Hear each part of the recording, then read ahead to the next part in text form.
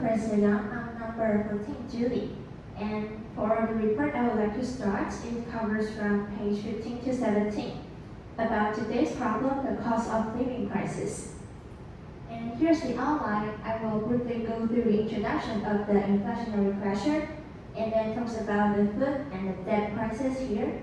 And the last is talking about the acting we can do to solve or relieve the problem. And first, let's talk about the pressures. What's the inflationary pressure? It means that the demand and the supply side pressure that will cause a rise in the general prices, and which cause the price out of the access to basic needs of life. And the vicious cycle will finally cause the economic volatility and interest rate hike, and also the debt distress.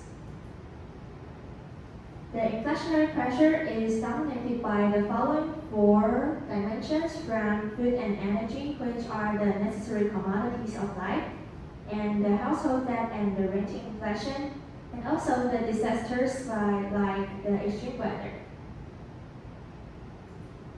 And how does the following problem affect the inflationary pressure? And first, let's talk about the food. There are two problems here I would like to share. The first one is the war between Russia, which is the powerful oil and gas producer, and Ukraine, which is the agricultural powerhouse of the globe. And the second one is the pulling out of the Black Sea grain export deal of Russia. As the two energy and food generators started a war which causes the shortage in food production, the major influence products are the sunflower oil, as we can see in the bar, that they distribute more than half of the global demands. In addition, the agricultural products like the barley and the wheat are also under the influences.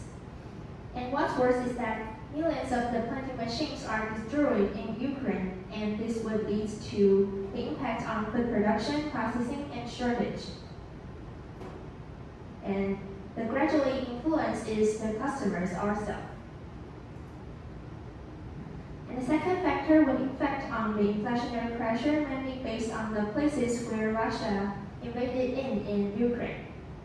We can see that it locates mostly on the coastline of the country, and if Russia pulls out of the initiatives, it will cut Ukraine off from all the shipping supply chains and seriously impact on the exports of its globally important wheat harvest. And this will have a significant impact on the global food supply chain, and finally impact on the global food supplies and the food transportation and the quality problem. And the Black Sea grain deal was initially signed for 120 days on July 22.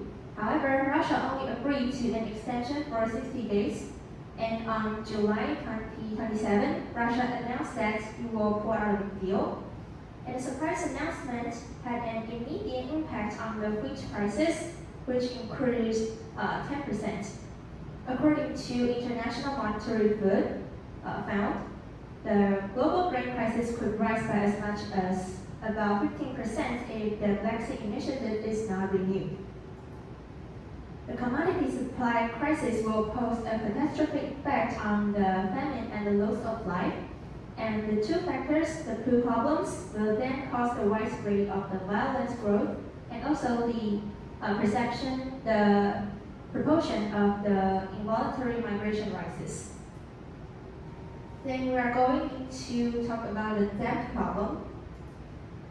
The global mortgage rate has reached the highest level in the past few decades as the household debt and rent inflation keeps soaring. The total household debt now stands at a record about 12.3 trillion, and that's almost 2 times higher than it was pre-pandemic.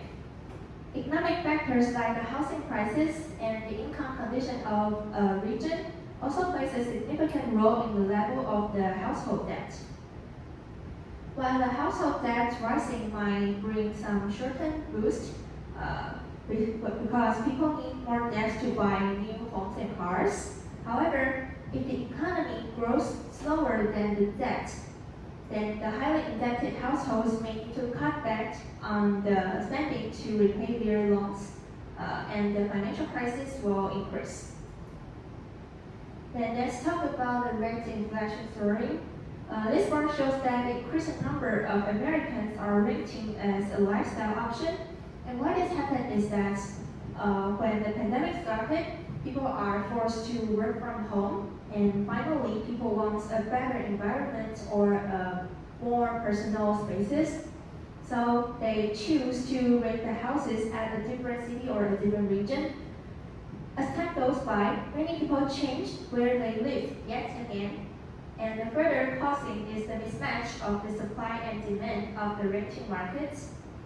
The houses are not sufficient enough for people to rent, so that the prices started to going up until today. Are there any actions so we can take to change or to solve the debt problem?